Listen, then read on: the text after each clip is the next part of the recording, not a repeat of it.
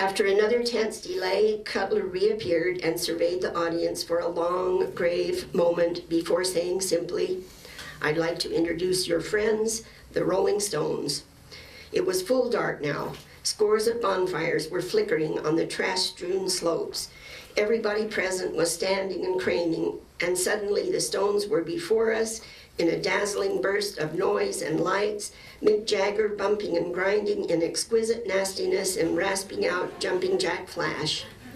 For the first time of the day seemed to have some significance. After the song, an angel attempted to block Jagger's path to the edge of the stage. Jagger stepped around him. "There's so many of you," he said admiringly to the audience. "Stay cool now and try not to move around too much."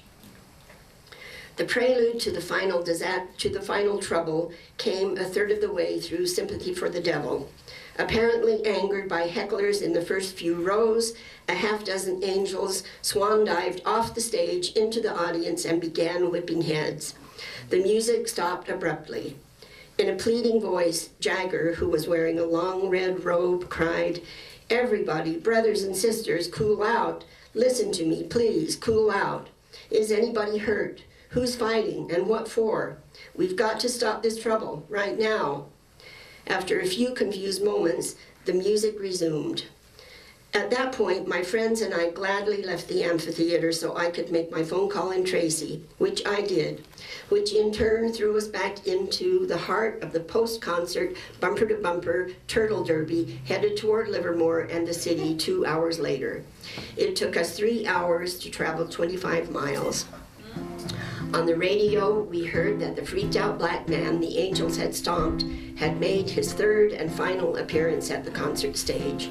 The poor bastard had gone off somewhere and gotten himself a gun, and then he'd gone back and gotten himself kicked and cut to death for his trouble. When we reached the Alameda County line about a mile north of the amphitheater, I spotted a teenage girl wrapped in a poncho sitting alone on the shoulder of the highway. Something about her posture made me get out of the barely moving car to see if she needed a ride. She didn't raise her head at the question. "Mister, I don't need a ride," she said in a thick, slurred, stone slur. "I need to go to a hospital." Involuntarily, her hand twitched out from under the poncho. Apparently, she'd lit a cigarette some time back and then forgotten about it. Her fingers were on fire.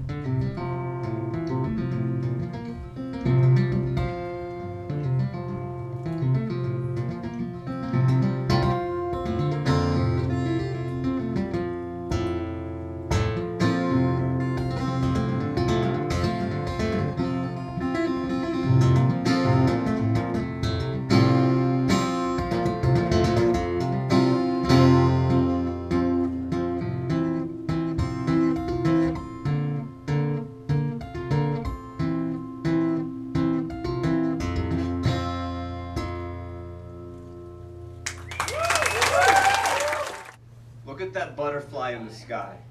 LeVar Burton, he says I can go twice as high, but every year that butterfly flies a little lower. And its wings beat just a little bit slower, torn to tatters from a million todays, bleeding their tomorrows from 10 million budget cuts. So take a look in our standardized test booklets and tell me what you see. Because I see the moment where No Child Left Behind became ECLB, and it doesn't take a scantron, my friends, to know that our school is failing us. I'm every child and every class too scared to raise my hand and ask, what happens tomorrow? You say I can go anywhere and grow to be anything, but what happens when all the books on our library shelves contain nothing but blank pages because there was no one left to write them?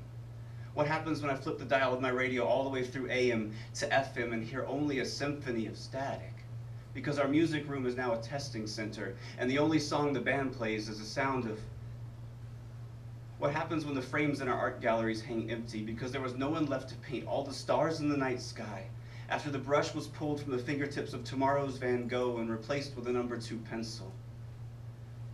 I believe in a separation of church and state, but maybe expelling God wasn't the answer, because I'm praying our Father in heaven will go easy on us as a nation when our educational system brings home a report card showing nothing but the letter F. You say we are one nation under God, but we have become divisible by the addition of your subtraction, and I have to ask, where is our government bailout? Where is the FEMA relief for the home ec teachers who no longer have jobs, and for all those left behind trying to make intellectual dividends meet by teaching for a test?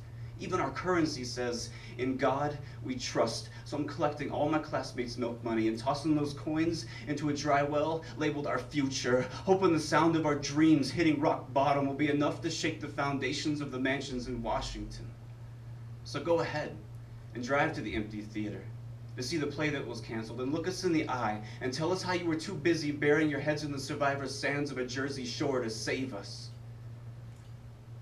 Because that more you know rainbow is fading, like the schoolhouse that soon will no longer rock. So lift your voices and bring more than that plate of apathy-flavored cookies to your next PTA meeting, before the only thing at the end of our rainbow is a canceled television show devoted to something we will no longer be able to do.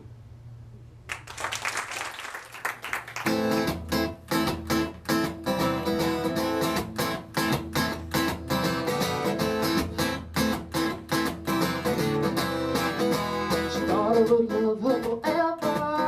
She thought I would love her dead. She thought I would love her sweetly. Promises never kept. Oh, we did now. Oh, we did now. Oh, we did now. Thought you would do me a favor. She thought she'd be better off.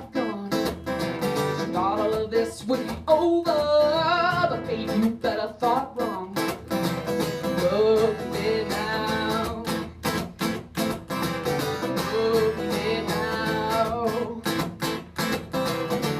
Look at it now. Drank what was left of the whiskey under the pale moonlight. Didn't seem to think she would miss me. Now I'm kissing the 45.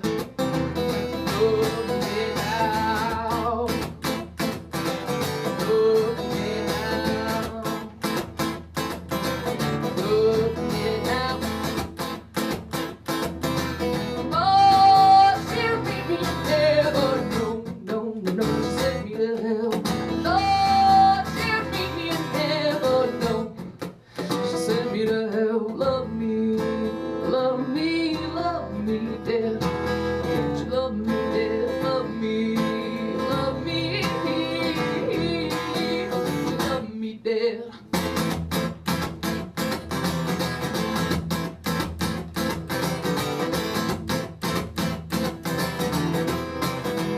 Thought you would love me forever.